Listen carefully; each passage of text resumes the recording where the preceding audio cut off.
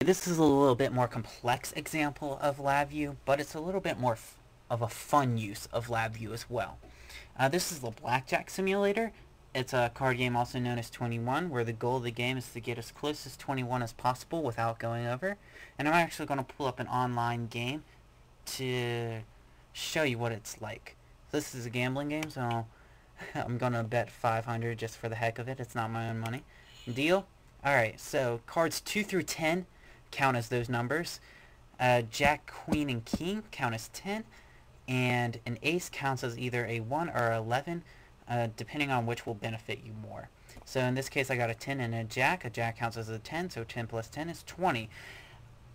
What I'm going to do, you can either hit in order to get another card to get you closer to 21, or you can stand where you are, stay with 20, and hope that's as close to 21 as you need to get.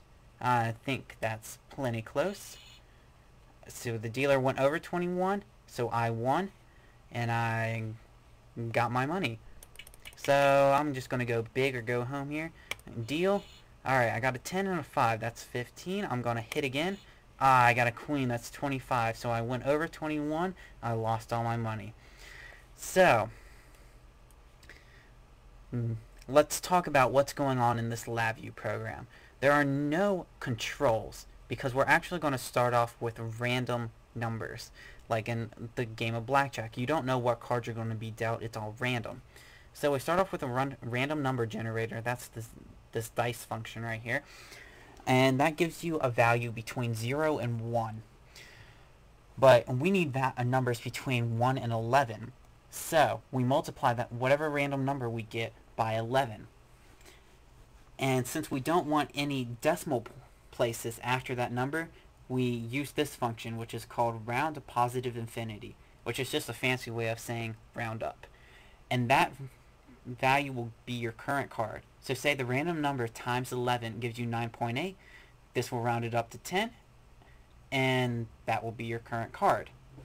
Alright, this gray thing that's going around is a loop. Basically what a loop does, without getting too much into it, is it remembers your previous cards and your previous totals. So say I'm dealt a 2. It'll remember that, so next time when I'm dealt a 3, the 3 will be added to the 2 and I'll have 5. And then I'm dealt a king, which is a 10, and I'll add that to 5 and make that 15. And so on and so forth. So that's what's going on here with this wire and this add function and this wire over here, basically. Down here, this tells it when I want it to stop adding cards. So I have it that it'll stop at any number greater than 16. So 17 and over, if it reaches that total, it stops. Preferably, I'd like to stop between 17 and 21, so I don't bust. Whatever total that is, wherever it ends up stopping, will be my total value. If that total value is less than or equal to 21, this light will be green. If it's greater than 21, which means I lost the game, the light will turn red.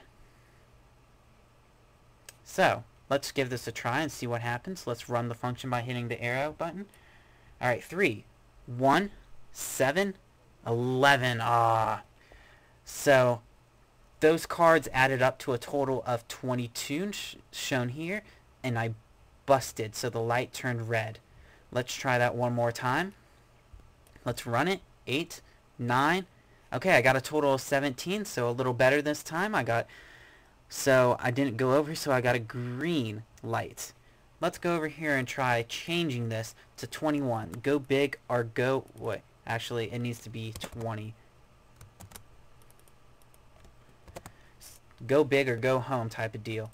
So it's either going to stop at it's going to stop at any number over 21 or 20. So hopefully it stops on 21. Let's try it real quick. 22. Well, hope you enjoyed this.